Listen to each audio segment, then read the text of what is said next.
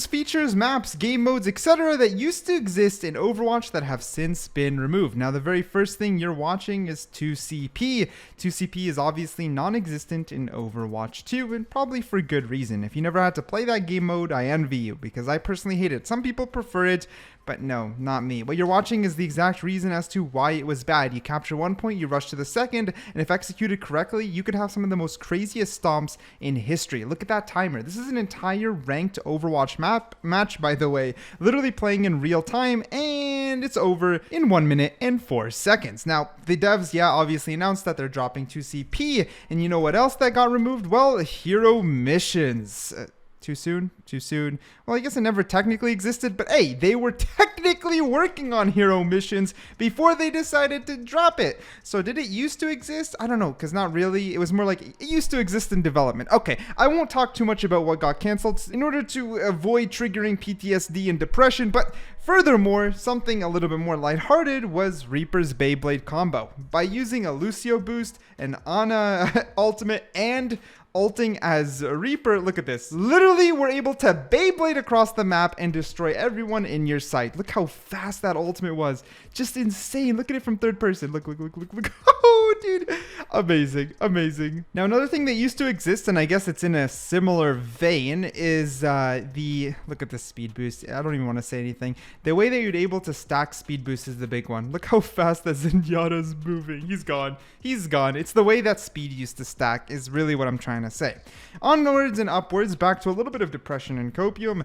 Another thing that used to exist is when making an amazing play of the game, such as this one with the aimbot, you were awarded medals. Medals no longer exist in Overwatch 2, and unlike the on fire system, which I will not mention in this video as or count as one of them, it's not returning. It's never returning, as to Blizzard wanting to keep you in and out of the game as quickly as possible.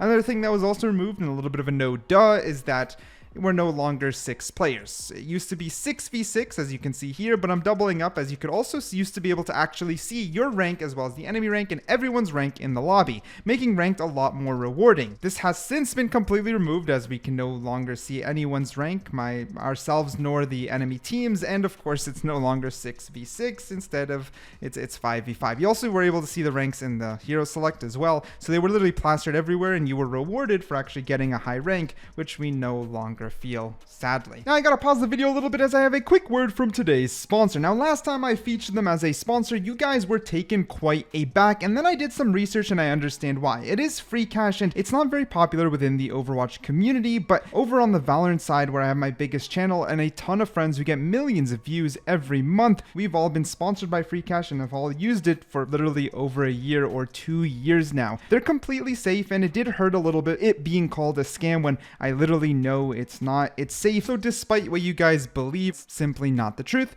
Anyways, here's the segue. Sponsor of today's video, you can. Free cash. Just by signing up, the average user earned $11.85 yesterday, and it takes around 17 minutes for users to actually make their very first cash out. Once you make a free account, you can hit start earning, and then you're offered the offer wall. The offer wall showcases a ton of things, but I'm a gamer, and my favorite way to earn free cash money is by simply playing the free games on the website. If I like how this app looks and I like what the challenges offer, it'll pay me 135 USD for completing them. I hit start offer, I scan my iPhone, this is iOS for example, it'll connect the app to my free cash account, and then I can start earning. If you're not into apps, you can also do surveys. I've done them just to prove that they work. I'll show you my survey history just to show I do get paid out, but they're not my favorite. I don't like surveys. I think they're a little bit lame, and I much prefer to use the offer wall. Just play some apps or sign up for some newsletter, and then you'll get some free cash coins. Now, once you've actually earned your free cash coins, you can redeem them in so many different ways. I've tried Amazon, it's worked.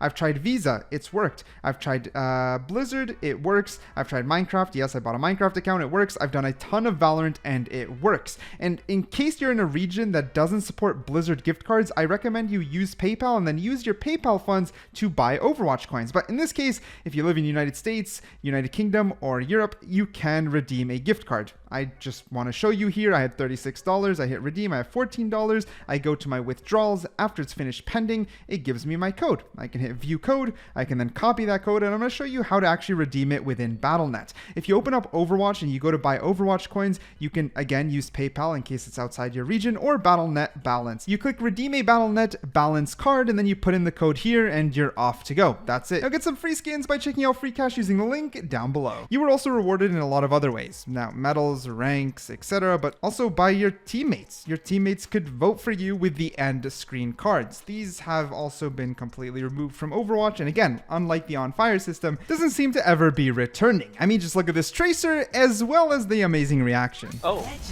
okay. Oh, I've never seen that. Holy shit! What? 12? Literally, everyone voted for him and he was rewarded. It was just a little bit of a giddy feeling. Now, the other thing, this one's for the better, is obviously we switched to 5v5, but look how the UI used to look in the early moments of Overwatch 2. Obviously a little bit all over the place and not very good looking. You can see a lot of UI differences even in the payload push at the top. All this has been adjusted, and now you go straight to the menu instead of having those cards. Sadness. Now, okay, I am mentioning, yeah, you saw it. I am mentioning Roadhog's hook. It's only for 10 seconds. I've mentioned it in but if I don't mention it in one of these videos, there's always a comment. Don't you remember Roadhog's hook? We do. Look at this. Look at this. Anyways, moving on. 10 seconds. That's all. The other thing I would also get a comment on. I know. I should put everything, even Mercy's res, but I won't mention it. Scatter arrow. Yes, that also used to exist. I was going to put it in the ability video instead. I'll mention it here for 5 seconds. GG, well played. Glad it's gone. Moving on from there, though, back to a little bit more interesting stuff. Did you know that in early phases of Sombra's development, they actually tested no cooldowns on Sombra. You heard me right. None of her abilities had cooldown, and she couldn't be disrupted while hacking the enemy. That was an actual thing Blizzard was testing.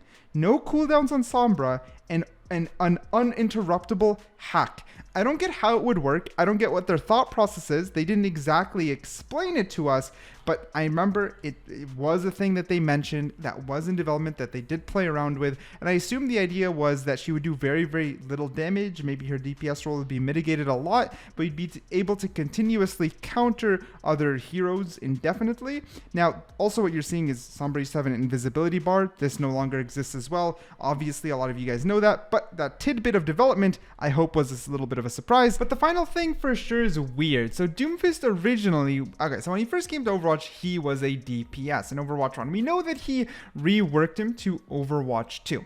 Okay, they reworked him to a tank for Overwatch 2. That much is pretty clear. However, did you know that the original Doomfist design was actually going to be a tank?